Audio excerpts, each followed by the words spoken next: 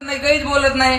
तो म्हणे मी मागेल ते तुम्ही देऊ शकणार नाही साहेब. अरे मूर्ख आहे का म्हणे, एवढ्यांना नाराज केलं नाही, तुला काय नाराज करणार आहे? सांग, तुला पक्ष पाहिजे का चिन्ह पाहिजे, काय पाहिजे ते बोल.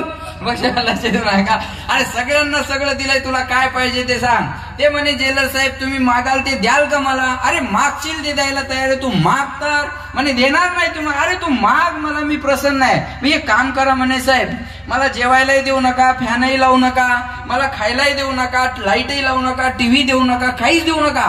इथून पुढची सजा माझी माफ करा, मला मोकळं करा.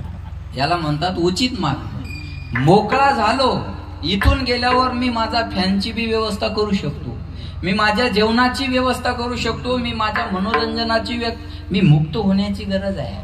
लक्षात आलं? म्हणून संप्रदाय मुक्तीकडे जाणार आहे. विठाला विठाला.